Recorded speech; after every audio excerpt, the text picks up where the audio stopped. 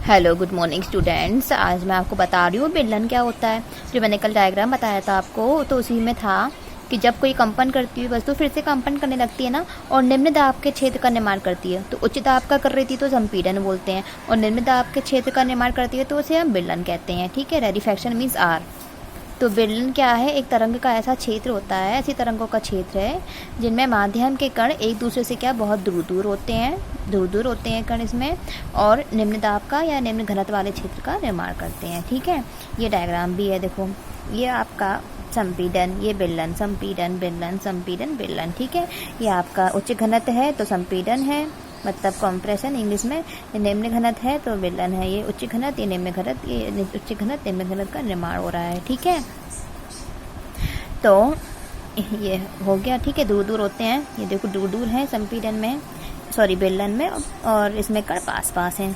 ठीक है, तो जब वस्तु फिर से आगे पीछे कंपन करती है तो ध्वनि तरंग के परिमाण फलस्वरूप वायु में एक संपीड़न तथा बेलन क्या होता है। इसी तरीके से वस्तु आगे पीछे कंपन करती रहती है, तो ध्वनि तरंग के परिमाण के फलस्वरूप क्या होता है, वायु में एक संपीड़न तथा बेलन की ये श्रृंखला इस टाइप की बन जाती है।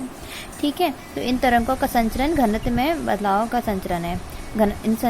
एक तरीके से घनत्व में ही तो बदलाव हो रहा है, निम्न से उच्च, उच्च से निम्न, तो ये इस तरह की श्रेणी बन जाती है संपीड़न और बेलन की। ठीक है, तो अब मैं बता रही हूँ ध्वनि संचरण के लिए ना माध्यम की आवश्यकता होती है।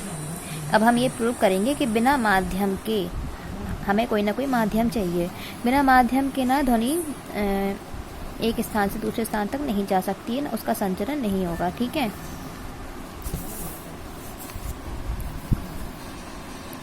तो ध्वनि तरंगें तो पहले पता होना चाहिए। ध्वनि तरंगें जो होती हैं वो यांत्रिक तरंगें बोलते हैं उन्हें, यांत्रिक तरंगें ही होती हैं वो एक्चुअली। ठीक है, तो किसी वस्तु के संचरण के लिए माध्यम की आवश्यकता हमें नहीं होती है। ठीक है, वस्तु के संचरण के लिए माध्यम की आवश्यकता नहीं होती है। ओके, सॉरी, वस्तु के संचरण के लिए हमें माध्यम की आवश्यकता होती है, वही मैं बता रही थी कि माध्यम की आवश्यकता होती है, चाहे वो माध्यम वायु, जल या कोई स्टील या का बर्तन कुछ भी हो, लेकिन माध्यम की आवश्यकता होती है। ठीक है, जैसे वायु के माध्यम से हमारे कानों तक पहुंचती है ना ध्वनि, तरंगों के माध्यम से, तरंगों के रूप में, उसी टाइप से वायु, जल कुछ भी हो सकता है माध्यम, लेकिन यह निर्वात में गमन नहीं करती है। ठीक है, तो एक विद्युत, हम एक एक्सपेरिमेंट करेंगे। हमने एक विद्युत घंटी को एयर टाइट जार में हमने लिया। ये एयर टाइट जार है, इस जार में हमने विद्युत घंटी को ऐसे लटका दिया है, निर्वात पंप जो है ना, निर्वात पंप लगाकर। ठीक है, तो क्या होता है, जब जार हवा से हम पूरा भर देंगे, हवा से पूरा भर देंगे, ठीक है, तो हमें ध्वनि सुनाई देगी।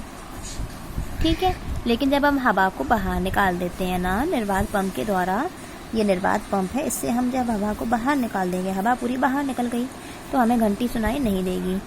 मतलब कहने का ये है, घंटी बजाते हैं तो लेकिन ध्वनि सुनाई नहीं देगी। जब अंदर वायु भर दी थी हमने, वायु क्या है, एक माध्यम, तो माध्यम था तो ध्वनि सुनाई दे रही थी। जब वायु निकाल दी तो कोई माध्यम ही नहीं है, और बिना माध्यम के हम ध्वनि नहीं सुन सकते हैं, इसीलिए ध्वनि के संचरण के लिए माध्यम की आवश्यकता, तो ध्वनि के संचरण के लिए माध्यम की आवश्यकता होती है। ठीक है, होती है। यह प्रयोग ये दिखाता है कि ध्वनि निर्वात में गमन नहीं कर सकती है। ठीक है, निर्वात मतलब क्या होता है, बिना किसी माध्यम के गमन नहीं कर सकती है। ठीक है, कोई ना कोई माध्यम चाहिए, जैसे वायु या कुछ भी। ठीक है, ये था आपका एक्सपेरिमेंट, तो ये प्रूव हो गया कि ध्वनि के संचरण के माध्यम की आवश्यकता होती है। ठीक है।